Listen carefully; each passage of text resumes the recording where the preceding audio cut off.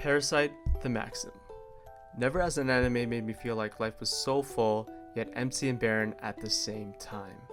Parasyte The Maxim is an anime based on a manga published between the late 80s and mid 90s, but its themes are still a relevant expose into humanity as it is today. The anime stars our main duo Shinichi, your everyday high school student who is a bit frail and mild-mannered, and Migi, a parasitic alien life form who falls onto Earth one fateful day and attempts to take over Shinichi's brain.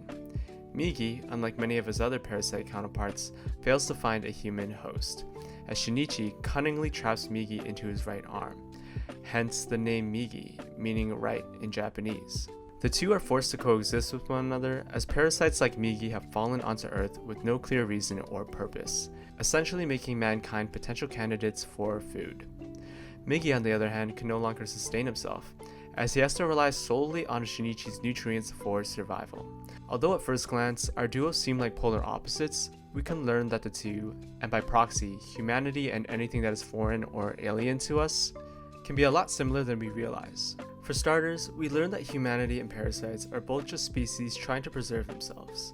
By observing the parallels between Shinichi and Migi, I've come to learn a ton about similarities I can draw from other species, and even other human beings, that make me think twice about judging them based on my own standards.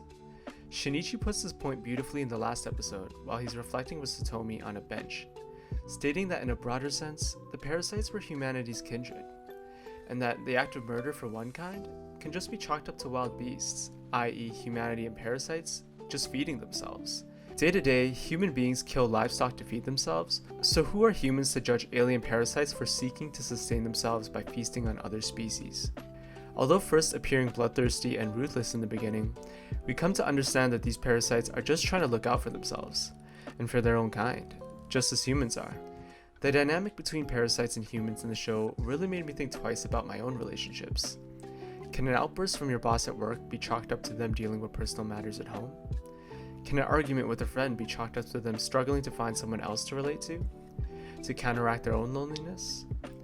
Although not all parasites in the anime are predisposed to feeling strong emotions, the empathy we can extend to other species, and even our own, can go a long way in helping us understand each other a bit more, even if it isn't 100% possible. This idea that it is nearly impossible to fully understand another species, let alone other human beings, can be seen at 2 points of the show. From a human perspective, we don't have to look any further than Kana, your cliche anime bad girl who is strongly drawn to Shinichi by some cosmic force that allows her to sense him, when in reality this cosmic force was nothing more than a sixth sense for identifying parasites. Their relationship was extremely tragic, since this delusion led to Kana's untimely death at the hands of a parasite. Sadly, Kana's delusion shows us that understanding one another is not as easy as it seems, and that there are a ton of other factors that are just out of our own control to bridge the gaps. Migi is a prime example of the biological differences that we may have with each other that prevent us from truly understanding one another. When Shinichi and Migi are saying their farewells in the lucid dream of sorts at the final episode, Migi finally gets to see how Shinichi views him. We never really get a true picture as to how Migi views himself in his mind's eye, but Migi clearly states that how Shinichi views Migi in his own mind's eye is totally different than what Migi had imagined, despite being able to probably physically see himself in the real world. At the end of the show, Migi's final state shows us the soul-to-soul connection we can only hope to aspire to as human beings. As in the final battle with Goto, Migi had the opportunity to literally become one with his own kind by fusing with Goto. This metaphysical space Migi describes, being able to continually follow multiple streams of thoughts in parallel, and the sense of contentment and omniscient knowledge, is not possible for human beings.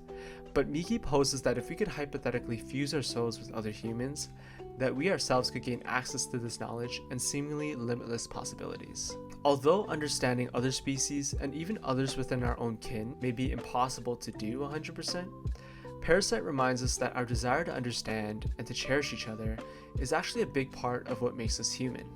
Satomi puts this beautifully in the last episode when she is being detained by Uragami, a cannibalizing serial killer. Uragami asks Shinichi what differentiates humans from monsters.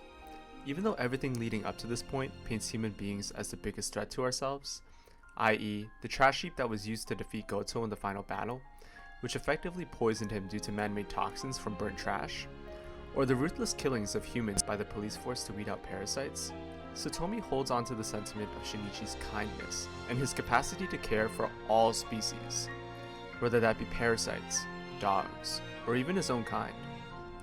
I thought the contrast between the killer and Shinichi was clever, as it reminds the audience that no matter what species you are, a total disregard for all life, especially the lives of your own species, can make a monster out of any man or parasite alike. 4. What does it mean to be human? Although our capacity to care for others is seemingly baked into us, what Parasite made me realize is that it is ultimately self-serving. But honestly, I think that's okay. During Shinichi's monologue, when he's reflecting on the events of the parasite invasion, he reminds the audience that we only protect other species and the environment to counter our own loneliness, and to ultimately avoid extinction. But who's to say that's a bad thing? Shinichi reminds us that judging other species based on our own standards is futile, as displayed by his own efforts to understand the parasites and Miki throughout the show, to no avail. At least not completely. If we know at the end of the day we can't ever hope to fully understand one another, the least we can do is coexist with each other, and preserve the planet we live on, for the sake of ourselves. Shinichi and Miki's journey, along with the journey of other parasites like Reiko Tamura, all started from the same point. They're all born onto this earth with no clear purpose or directive. But that doesn't mean we can't create or find our own reason for living. For Migi, his quest for higher knowledge and understanding after the battle with Goto allows him to keep on living within Shinichi, despite no longer needing to battle for survival. Reiko Tamura might have come up empty-handed in her search for cosmic-given reasons for her existence, but she was able to find one in the end by protecting her human child, and by expressing maternal feelings. And Shinichi might not have been able to fully understand parasites in the end, but he was able to learn how to fully cherish the life around him, whether that be his love for Satomi, or his friendship with Miki. From this perspective, human purpose shifts from this cosmically assigned mission to simple, actionable statements. It is okay to look out for only yourself, as doing so can help you look after those closest to you. It's okay to never understand your life's purpose, or the others you coexist with, because at the end of the day, we can all find a reason worth living for, whether that be cherishing those closest to us by way of family or friends, or by pursuing knowledge for our own sake. All in all, I can go on and on about what this anime taught me about human purpose, but Shinichi puts it best with his final lines of the show. We were all born here on Earth. We try to understand each other on these tiny points until they accumulate. We try to get closer to someone else until our lives someday end. And honestly, I think that's okay. Thank you.